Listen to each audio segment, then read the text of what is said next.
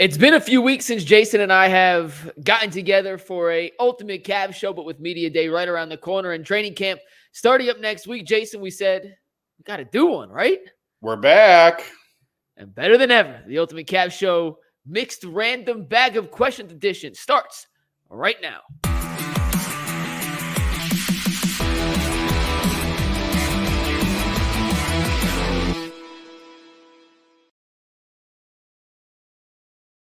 Mikey McNuggets, Jason Lloyd coming at you on today's Wednesday evening.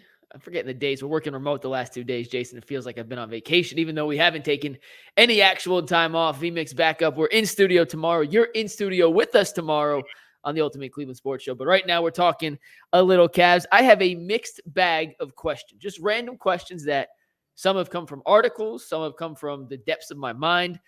Most of them are things that Cavs fans probably haven't thought of because they're not psychopathic or not a psychopath like me, but you are here to give us some answers. The depths of your mind is fairly terrifying. So and they're all not bad. The first one, CBS Sports released its rankings of the 30 coaches in the NBA, essentially a power ranking of coaches. And Eric Spoelstra was number 1 to no one's surprise. Your guy, Ty Lue, was number 5, Jason. I can read you the whole list if you want. Joe Mazzulla, who just won the championship, came in at number 11.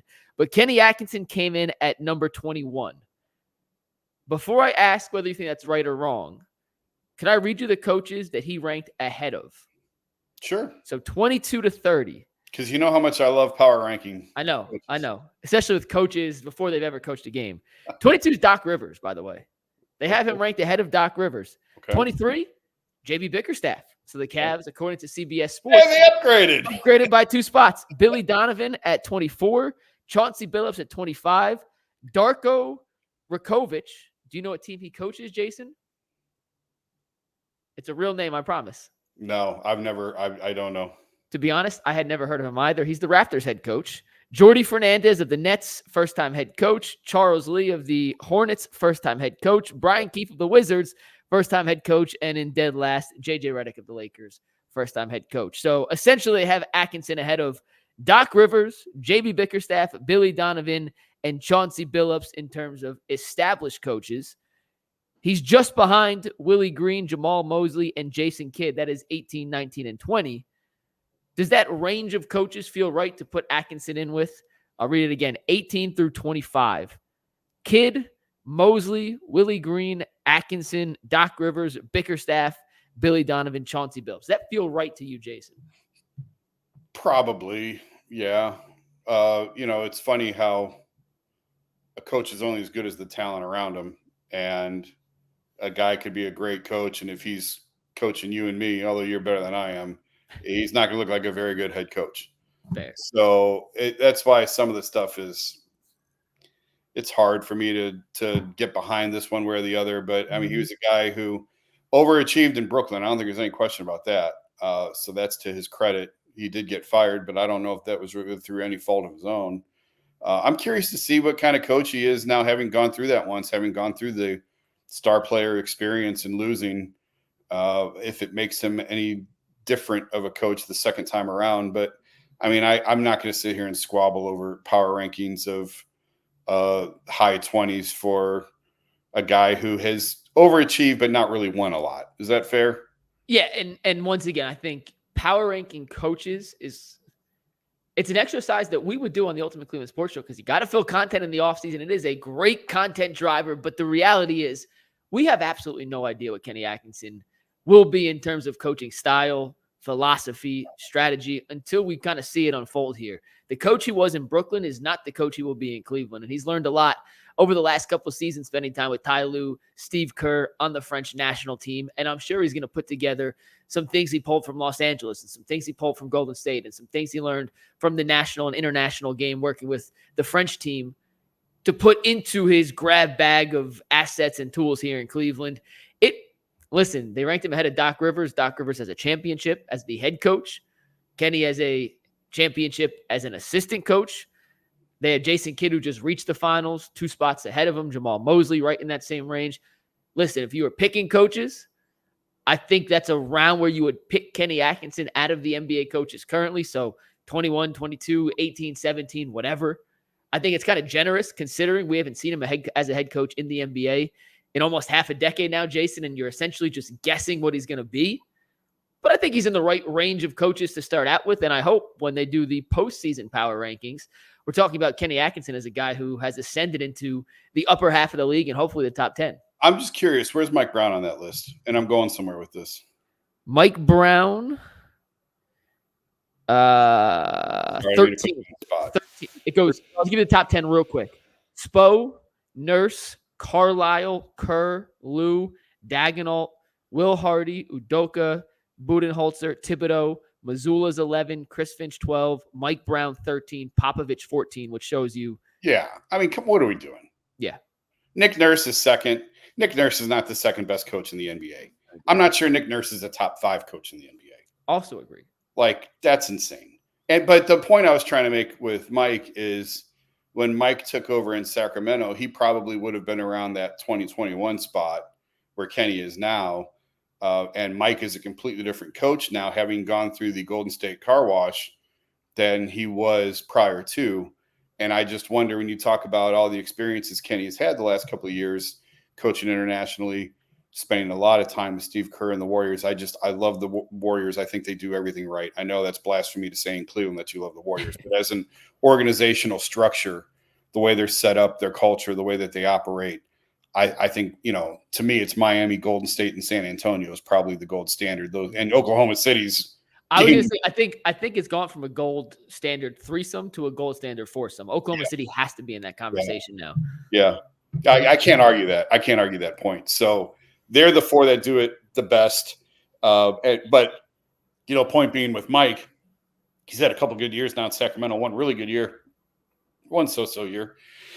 And now now look how high, now he's a top 13 coach again, according to this ranking. I personally think Mike Brown's the top 10 coach in the NBA. I think he's really, really good. Him and Ty Lue both. Ty is exactly where he should be. Ty's the top 5 coach. In my opinion. Whatever. It doesn't matter. A year or two from now, Kenny could easily be 14, 13, 12 on that list as well. I think the big picture, CBS showing some respect, having him ahead of a couple guys who are more established and the unknown and uncertainty of Kenny, but considering he hasn't been a head coach in the NBA for a few years, that feels right around the right spot, the right range for Atkinson to start. Okay, Jason, question. They got dead last. That's kind of funny.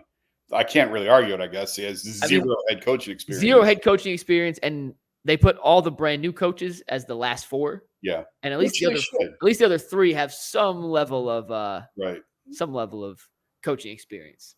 All right, question 2, Jason. It's a yes or no question, but then I need an explanation as to why. Can Evan Mobley, and can is the question, can Evan Mobley score 50 points in a game this season? Yeah, I shouldn't say any. A number of players can score 50 in today's NBA. Can he? Yes. Will he? No, I wouldn't bet on it, but yeah, for sure he can. If he has one game where he hits a few threes, what's he at? 30, what's his career high? 35, 36, 37, I think he scored 39 one game. Okay, so if you can get 39, you can get 40, and if you can get 40, you can get 50. Is kind of how I'm looking at it. Again, I wouldn't bet on him to do it, but especially if he, here we go again with the same old trope of developing a 3-point shot. But, if he has one game where he makes 3 or 4, you can get to 50. 38's the career high, not 39. My apologies. Well, still. So you get to 38, you can get to 40. If you can get to 40, you can get to 50. Can he? I think the answer is yes. I think the Cavs actually have 5 guys. No. Lie. Sorry. 4 guys who can score 50 points. I don't think Jarrett Allen in any world can score 50 points. No. I do think Caris Levert, considering he has scored 50 points in the past, can get supernova hot one game, take over and score 50 points. Donovan has scored 70. We've seen Darius do it before. And I do think Evan can. Will he? I mean, odds are probably not if he hasn't scored 40, even with the ball in his hands more. I just don't think he's aggressive enough to kind of demand the rock to put up that ridiculous stat line of 50 points. And I'm not sure how many shots he would need to do it. He's a pretty efficient scorer. Yeah. We'll see if the efficiency numbers drop. That's one thing I keep seeing that's annoying me. If Evan Mobley has the ball in his hands more, his efficiency is going to drop. Mm-hmm. Like you would assume. you would assume more shots, more opportunities to miss, fewer shots right in front of the fewer and fewer shots right in front of the basket in the area. Anthony just texted me saying he's losing his laptop charger. So sorry about that. Back to the Evan Mobley point. Mobley should, Mobley will be a bigger part of the Cavs offense this year. Will he jump from 16.9 points a game to 50 points in a game? Obviously not on a per season basis, but in one game, yeah, it could happen. Will it happen? Probably not. But I hope we see Evan Mobley with, 15, 16 games, Jason, one out of every 5 games, give or take, where he's in the high 20s, low 30s. Like, I think that's a realistic jump. Multiple 30-point games it should be where this is going. Obviously, don't expect him to average that. Don't expect him to hit 30. 10 30-point games, I think, is reasonable.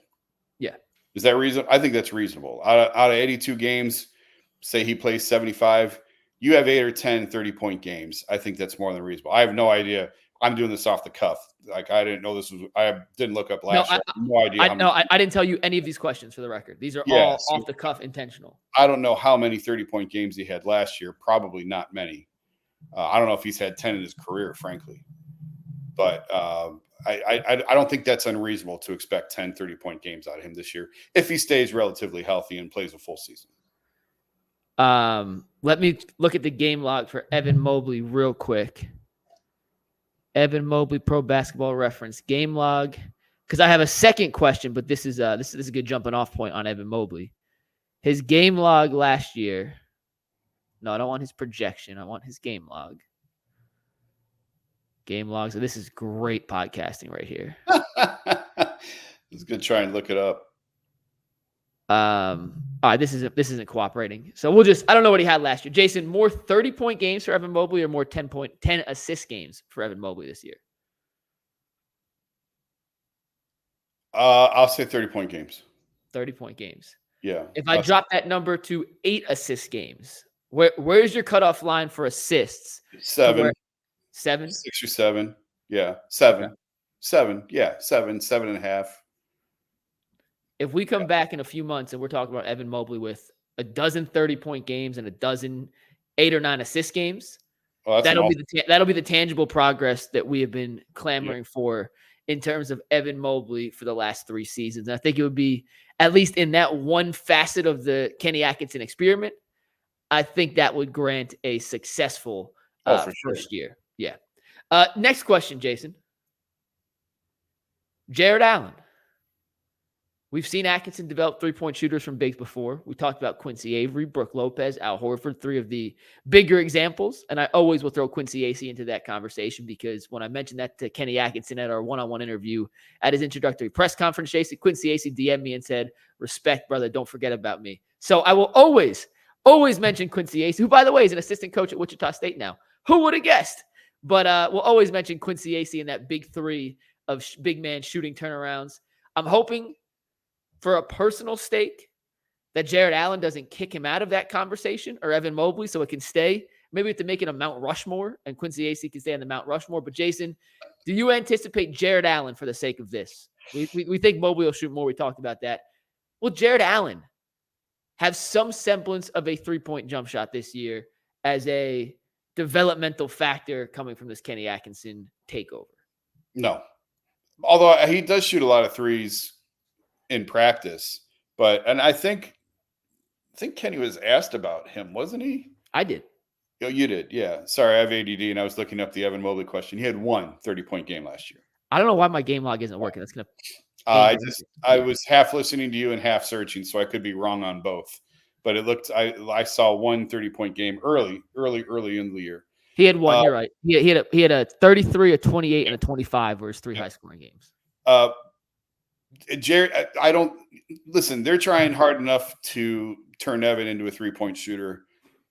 The worst thing you could do is trying to turn Evan and Jarrett into 3-point shooters in the same offseason/season. I think that's recipe for disaster.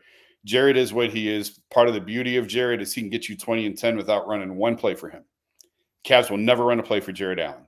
Nope. And he could still he's still going to get his and be a force on the defensive end. So for whatever limitations that it brings, and I think that there are, playing those two together, the beauty of Jarrett is he is productive and does exactly what you want him to do without having to be a focal point of the offense. I think he'll shoot a couple threes this year just because of end of shot clock situations where he'll actually be on the perimeter based off the play they've run, where someone has to shoot a three and it's not going to be a set design. They're not going to run a pin down for Jarrett Allen, but I can't see him catching the ball in the corner off a kick out with 4 seconds left and deciding, I may never get this opportunity again. Let me let it rip and make a couple, and maybe I could talk coach into letting me shoot some of these threes. I've gotten pretty close with one of the developmental guys for the Cavs who swears Jarrett can shoot. Like, swears Jarrett can shoot. And we see pregame, Jason, we see him practice. It's actually not a bad-looking jump shot. Like, full disclosure, everyone in the NBA, and I'm talking the Dwight Howards, maybe not Shaq, but I know for a fact Dwight Howard, if you give him 100 wide-open threes in practice, they're going to make 60 of them. Like, they're going to be a better shooter than everyone, 97% of people walking around. I'm in the 3%, you're in the 97%. But, like, these guys can all shoot when there's no one on them. And in a game situation when it matters and there's someone closing out, like, those game shots that you make in practice don't necessarily go into the games. But I think Jarrett Allen, if he catches the ball on the perimeter with 3-4 seconds left, instead of last year where it was panic, I got to get it out of my hands, hot potato. Right. I could see him letting it fly. I don't know how many threes he took in total last year. I'm going to guess it's less than 5, maybe a couple half-court heaves, like maybe 10, but I'd be shocked if it was more than 5. I think we see Jarrett Allen take about 30 threes this year, which is 1 every 3 games, which feels about right, Jason. But I wouldn't be shocked. I don't expect it to happen. I wouldn't be shocked that by the end of the season, Jarrett Allen shooting a 3, we're not like, like we're okay with it happening. I guess my big point. All right, we'll see. I don't think they're going to spend a whole lot of time. You're right, he can shoot, but I don't think they're going to spend a whole lot of time in practice this year trying to get him 3-point looks. Next question: will Caris Levert be a Cleveland Cavalier on March 1st? Oh boy.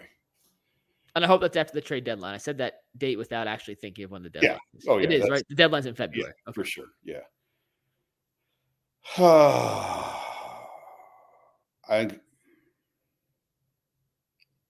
It's a tough one. I will say yes. Yes. I will say yes. I'm going to disagree, but I want you to go first. Well, I don't know. Here's what I will say. I don't think this roster will look exactly the same on March 1st. But I don't know if it's Caris or if it's a guy like Jarrett who could be moved if this doesn't work, if they get into the season and see that the 2 bigs isn't working, even with Kenny. So I don't think the roster is going to look exactly as it does today. And those are probably the 2 most likely pieces, one or the other. But I'm not sure yet which one.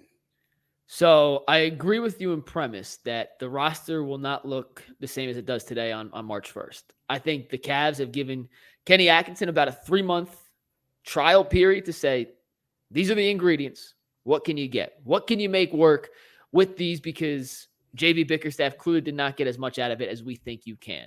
Or not you per se, Kenny, but as much as a coach should be able to get out of this group. And if Kenny comes back after a few months and says, hey, we need more spacing, or hey, we need an extra shot creator, more shooting, a better wing defender, a guy that can play Isaac Okoro's role, but you can actually play in the playoffs. We're going to talk about Okoro in a second. You have to break up one of the guys who make money because you're not going to get a guy that's super cheap for nothing. They don't have first-round picks. They have a bunch of second-round picks, but that's only going to get you so far. And if it's an attractive player that has some real value on the market, the Cavs really can't match other teams' packages if they wanted to put together a deal to acquire said player. Levert has a very tradable contract. Yeah. At $16 million, I believe, is the number this year, Jason. That's right in the range of a role player. And if the Cavs decide we're not going to break up the core 4, we're just going to shift around some of the ancillary pieces, him plus Niang equals a pretty good chunk of salary that's not going to get you a star back, but those 2 equals a Cam Johnson salary.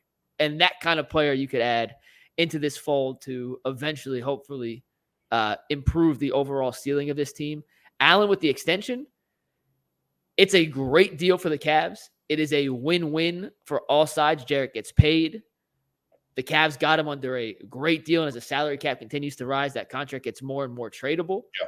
This year, does the extension kick in this year, or is he still at $20 million? All right, so he's still at 20. So actually, you know what? That whole diatribe, he makes almost the same money as Caris Levert. You could trade him in the same range. I was thinking at first that 31's a little tougher to piece together, but it doesn't kick in this year, so bad job out of me. I still think Levert's gone, though, by the way. Allen and Levert, you're right, probably the two most likely to be traded, but I think Levert is the first one to go just because they have such a logjam at that 2-3/1 position and no one that really plays the 3-4. And if you could turn Levert into a 3-4 combo, that just gives you a little more roster flexibility for certain playoff matchups. I just don't know what value Caris offers. I don't know how you get better trading him because maybe I'm wrong. I don't think Niang and Caris get you Cam Johnson. It'll make the money match, but I don't know. I don't know what the value is on the other end of that. And you don't have any number ones to trade. I guess if you really, I guess now you could go way into the future, but I don't know that teams are interested. I don't even know. Have they reached that point? I haven't looked at that yet. I don't know the answer to that. No, they can. They can now trade their 2031. Yeah, because so the next three, again, this is great podcasting. I'm doing this off the top of my head. So 25, 26, and 25, 27, and 29 go to Utah. And you can only trade 5 years out. So no, they can't. They still can't trade any ones. I'll defer to you to actually look that up. But Jason, I don't think. I have to look that up. I don't know. I think right now, as of today, that package has no value. Come deadline and teams are trying to tank, and this is the Cooper Flag sweepstakes here, that's 2 expiring contracts. Or Levert's on an expiring. Niang has 1 more year at a very, very normal number. And for a team to get off a bigger contract, which would put the Cavs in, you could get into the whole luxury tax apron, all that stuff at a different time. Yeah. The value is it's an expiring contract to get you off money, to also help you lose games, to better position yourself for what's expected to be a all-time draft year. I'll buy that, but I think other teams can offer more value back for the player if you use Cam Johnson as an example. And I don't think expirings are worth what they were 10 years ago. Cap space isn't as valuable as it was 10 years ago because now stars are just taking the money up front and then deal with the trade a couple years later, but they're taking the bag now. So I just think I don't know. The fit is fair, although Caris can create his own shot, and I don't know how many others on this team really can. Darius and Donovan, obviously, but I don't know how many other guys can really go get their own if they need it. So it'll be interesting to see how Kenny makes all the pieces fit and how they make him work. Right now, I'm going to say no. He's going to be on this team because I don't know that you trade him in season and get better because I don't think they have the assets to attach to it, but I wouldn't be shocked if he's dealt. All right, 2 more rapid fire ones here, Jason. I'm going to establish a baseline so then we could figure out the jump. All right. Mm-hmm. How would you say Darius played last year, 1 through 10? Just give me a number. 3 1/8. We'll go 4 for the sake of this. How would you say Max Strus played last year? Same scale, 1 through 10. 6, 5.5, 6. We'll go 6 for this. Okay. Who makes a bigger jump in this new system? Does Darius make a bigger jump or does Max Strus make a bigger jump? I'm going to say Darius because I think Max is who he is and Darius is not who he was last year. So I don't even know if it's system related or if it's just getting back to the player that we all believe that he can be and has shown to be in the past. So I will say Darius. I agree, even though I do think Max is going to flourish in this system. You look at how Joe Harris played in the Brooklyn system with Kenny Atkinson. Joe Harris made a lot of money in the NBA thanks to his 2 seasons with Kenny Atkinson in Brooklyn, like a lot of money. And one thing the Nets under Atkinson did was have him run off these predetermined design sets all across the court that early in the game would lead to 3-point looks. Joe Harris almost always got the first shot of the game for the Nets. And late in the games, he was the ultimate decoy. And even if the numbers don't go way up for Strus, I just think his overall impact and the way we kind of think about what he does on a game-to-game basis is going to go up drastically. I just agree the room for improvement in Darius is significantly higher. And whether it's a 4 last year or 5, whatever, Darius is not a 4 or a 5 player. Right. And I think just like Harris flourished under Atkinson, so is essentially every point guard that he's ever coached. Like D'Angelo Russell, Spencer Dinwiddie, guys who don't want teams don't want anything to do with now, frankly. The Lakers tried their hardest to trade D'Angelo Russell like 7 times last year and then 3.5 more times this offseason and could find no buyers. He was an all-star under Kenny Atkinson. And even though they have a dual-headed ball-handling backcourt between Mitchell and Garland, I fully expect both of them to see their numbers skyrocket in this free-flowing, up-tempo, run-and-gun, space and pace offensive system. I agree with your premise of Strus playing the Joe Harris role. The difference is Joe Harris is a way better shooter than Max Strus. Harris was a dead-eye three-point shooter, consistently well over 40% in his career, and I don't know that Max can get to that level. One thing I'm really interested in, though, and it's a great point you just made, Harris wasn't the playmaker Strus is. And late in the season, we saw against Indiana, he had 9 assists. He had a triple-double late in the year, too. And we started seeing him take on a little bit more of a playmaking role, kind of out of necessity. But I wonder if there's another layer to the offense if your shooter can also play make a little bit. Because Harris couldn't. Harris couldn't put the ball on the floor. He couldn't dribble. He just catch and shoot. Yep. And I'm curious what Atkinson has in mind for a guy like Max Strus, who is proficient and a pretty good, shooter off the dribble. Not off the dribble. Well, decent off the dribble, but coming off screens. But he can also take a dribble and then make the right pass if the defense helps. And I'm just curious if Atkinson has any kind of design plays for that, or if it's just a feel and flow thing in the offense, because that's something that Harris didn't have. Klay Thompson had a little bit of, Steph had a little bit of, and Golden State did a ton of that kind of thing, where they would run these sets where it looked like, hey, Steph's coming off a double screen, 4-3, we got to jump out. The play was designed to take one extra dribble, throw the bounce pass back to the slipper, easy dunk. Kevon Looney probably had 600 points over the last 5 years on that exact play, where he does nothing. It's all because Steph's gravity. Right. I wonder if he has anything in mind for Strus in that regard, but the right answer to this question was Darius Garland. Glad I got it right. All right, last one, Jason. And to be honest, that was my last one, so I'm going to make this one up on the fly. We got 3 more minutes to go, and I wanted to make this half an hour, so we got 3 more minutes to go. I got to fill with this random question. Would you be shocked, more shocked, if the Cavs finished the season as a top 2 seed in the East or as a play-in team in the East? Oh.